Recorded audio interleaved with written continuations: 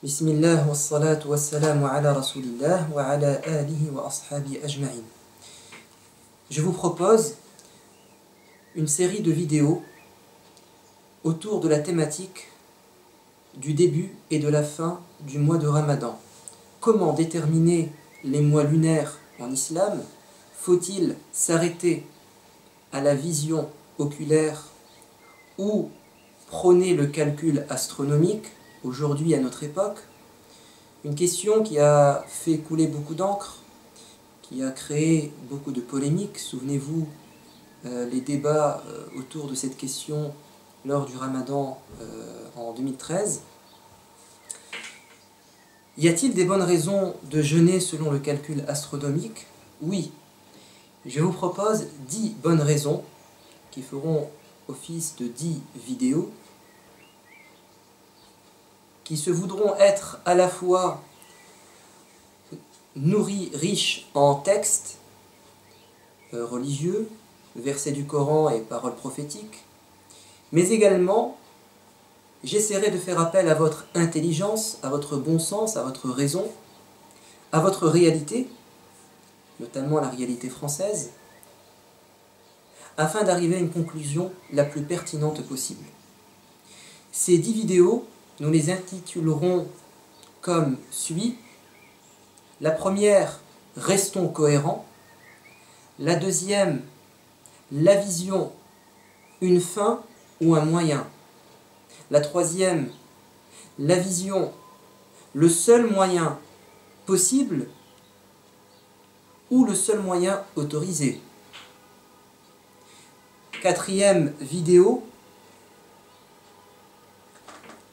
une communauté éternellement illettrée, point d'exclamation. La cinquième vidéo, le littéralisme trahit l'esprit de l'islam, ou pour le dire autrement, le calcul est plus fidèle à l'esprit de l'islam et à ses finalités. Sixième vidéo, délaisse ce qui est douteux. Septième vidéo,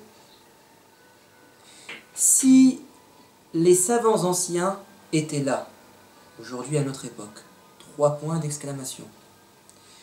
Huitième vidéo, le calcul établi comme il réfute. Avant-dernière vidéo, et les autres mois lunaires, point d'interrogation. La dernière vidéo, si tu étais aveugle, point d'interrogation.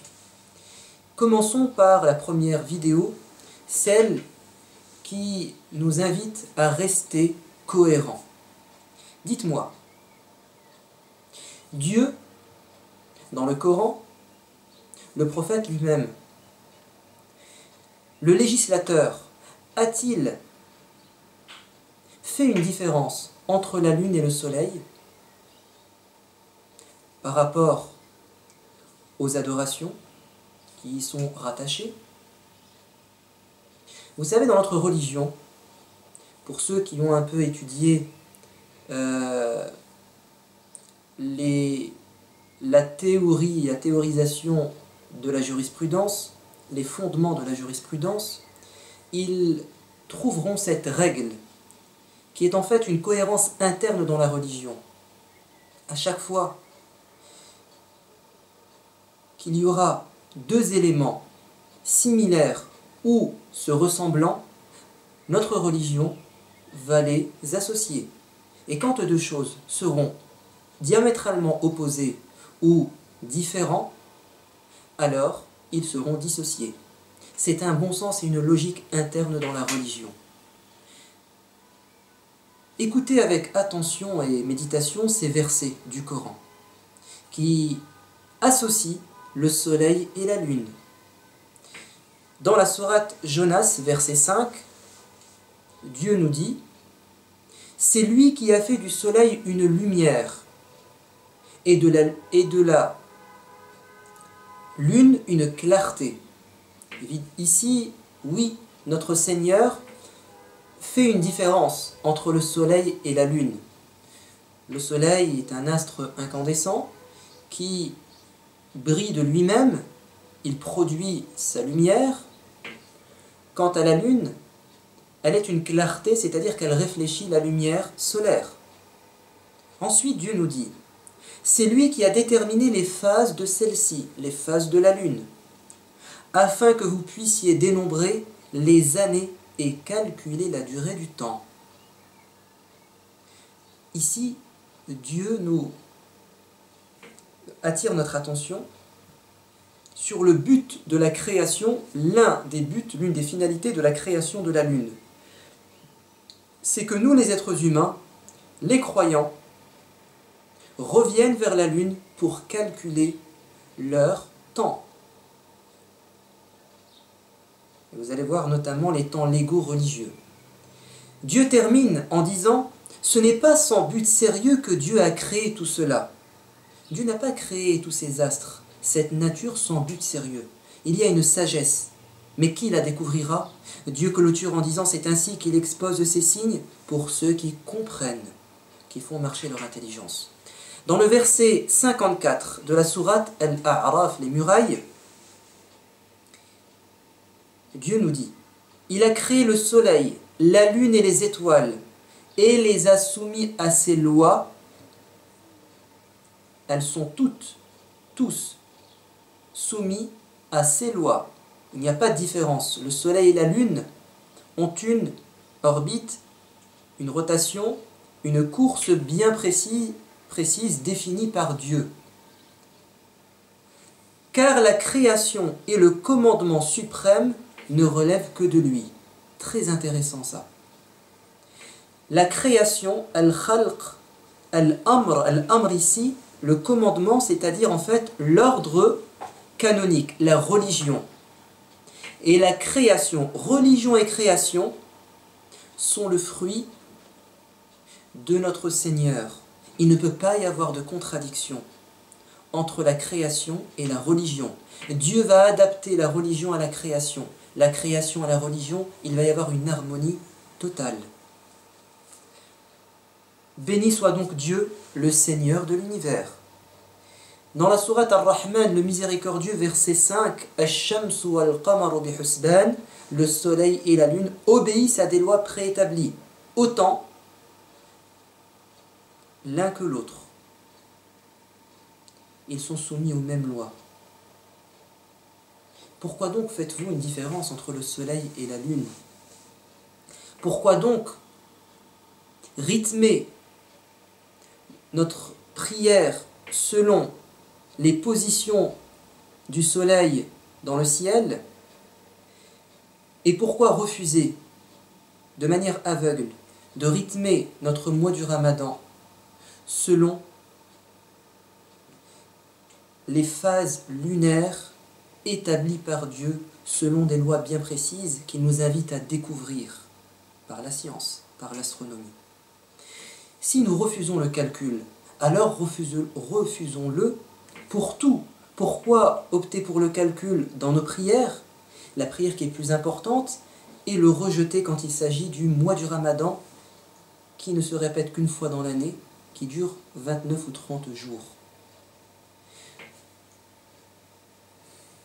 Encore plus absurde, encore plus incohérent. Pourquoi débuter la journée de jeûne et l'achever selon le calcul et refuser de débuter le mois du Ramadan et de le terminer selon le calcul? Soit on prend le calcul, soit on le rejette. Pourquoi ce parti pris? Au nom de quoi? Au nom de quoi? Regardez. Certains diront, oui, mais il faut se rattacher à la lettre du texte. Le prophète nous a demandé de commencer le mois du Ramadan par un seul moyen, la vision, quand le ciel est dégagé. Donc nous sommes obligés de nous y conformer. Très bien, nous voulons nous conformer au texte. C'est un littéralisme qui peut être parfois justifié. Mais ce qui n'est pas légitime, c'est de ne pas rester logique. Si on veut s'attacher au terme même du propos prophétique, qui utilise la vision, alors, à plus forte raison, il faut se conformer aux termes utilisés par Dieu dans le Coran. Quand il nous dit, dans le verset qui traite du jeûne, dans la sourate La Vache, qu'est-ce que nous dit notre Seigneur? حتى يتبين لكم الخيط الأبيض من الخيط الأسود من الفجر ثم أتموا الصيام إلى الليل. Ça signifie mangez et buvez jusqu'au moment où vous pourrez distinguer un fil blanc d'un fil noir à la pointe de l'aube. À partir de cet instant, observez une abstinence totale jusqu'à la tombée de la nuit. Et Dieu ici nous parle bien, il nous demande bien de distinguer le fil blanc du fil noir, c'est-à-dire regarder l'horizon à l'aube, arrêter de manger quand nous pouvons décerner par la vision la clarté du jour qui commence à poindre, la clarté de l'aube. Pourquoi on veut s'attacher à la vision qui a été employée par le prophète dans un hadith, et nous refusons de nous conformer à la vision utilisée par Dieu dans ce verset? Qui parmi vous, le matin quand il se réveille avant l'aube, arrête de manger parce qu'il a vu de ses yeux dehors l'aube pointer? Qui le soir commence à manger, il rompt son jeûne en essayant de repérer avec ses yeux ses indices naturels, le coucher du soleil? Qui fait ça? Personne, je le pense, j'en suis même sûr. Vous avez tous une montre, un calendrier, donc vous utilisez le calcul. Certains diront, oui, mais Dieu ici a utilisé un terme général, yatabayyana lakum, jusqu'à ce que vous puissiez distinguer. Et la distinction peut se faire par la vue comme par le calcul. Très bien, ça m'intéresse ce que vous dites. Vous voulez en fait rester attaché au terme général? Alors soyez cohérents. Dieu, 2 versets plus haut, utilise un terme général, فَمَنْ شَهِدَ مِنْكُمُ الشَّهْرَ فَلْيَصُمْهُ, que celui qui a pris connaissance du mois, du Ramadan, alors qu'il jeûne. Shahida, c'est un terme général qui renvoie à une connaissance, une prise de connaissance. Donc là, notre Seigneur nous invite à prendre connaissance de la naissance du croissant, quel que soit le moyen. Il est resté général. Restons général. Très bien. Certains diront, mais quand même, le prophète utilise le terme voir dans le hadith. Nous devons nous conformer à la lettre. Je vous suis, mais soyez cohérents. Le prophète a utilisé, par rapport à la tombée de la nuit, durant la journée de jeûne, il a utilisé le terme voir dans un hadith authentique que vous ne pouvez pas nier et rejeter. Qu'est-ce qu'il nous dit? Il nous dit إِذَا رَأَيْتُمُ اللَّيْلَ قَدْ أَقْبَلَ مِنْ هَاهُنَا وَأَشَارَ بِيَدِهِ نَحْوَ الْمَشْرِقِ فَقَدْ أَفْطَرَ الصَّائِمُ. Si vous voyez, il a utilisé le même terme, si vous voyez la nuit arriver par ici, et il indiqua de sa main l'est, alors le jeûneur a terminé son jour de jeûne. Donc, vous devez terminer votre jour de jeûne en voyant le coucher du soleil. Mais le faites-vous? Je ne pense pas. Donc, soit vous êtes littéraliste, et vous avez le droit, mais soyez cohérent. Ou alors, vous êtes une personne versée dans la science, qui essaie de rassembler tous les textes, et vous réussissez à trouver une cohérence entre tous les textes coraniques et prophétiques, et vous arrivez à une conclusion, celle à laquelle je vais essayer, Inch'Allah, de vous amener après ces 10 vidéos. Mais avant, une nouvelle contradiction. Pourquoi vous référez-vous aux spécialistes dans votre vie, sauf quand il s'agit du mois du Ramadan? Pourquoi? Ne savez-vous pas qu'il y a des spécialistes? Qu'il y a une science qui s'appelle la sénéologie, pardon, qui est en fait l'étude des phases de la Lune, la description des phases de la Lune. Il y a donc des sélénologues. Pourquoi ne pas consulter ces gens? Vous allez me dire, mais pourquoi mélanges-tu la science et la religion? D'accord. Pourtant, Dieu nous a dit dans un verset du Coran, il t'interroge au sujet des nouvelles lunes. Dis-leur, ce sont des moyens pour les hommes de mesurer le temps et déterminer la période du pèlerinage. Donc la religion est intimement liée à la science. En tout cas, dans cette question-là, c'est la mesure du temps. Toute personne qui maîtrise cette discipline, nous devons la consulter, revenir à elle. Vous allez me dire, non, les savants religieux nous suffisent. Je vous dirai, vous n'êtes pas logique. Parce que vous consultez les médecins pour savoir si vous pouvez jeûner ou pas. Le jeûne, c'est bien religieux.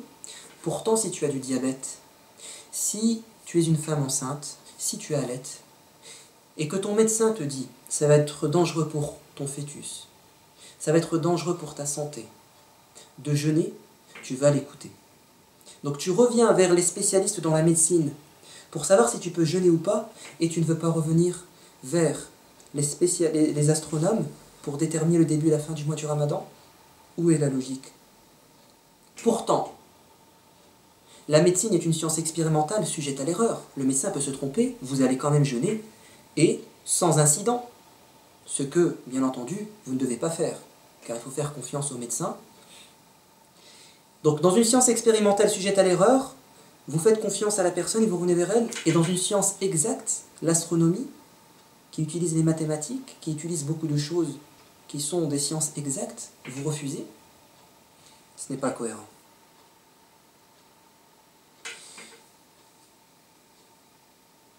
Écoutez maintenant, et je clôturerai par ça, la parole d'un grand savant, décédé en 1889,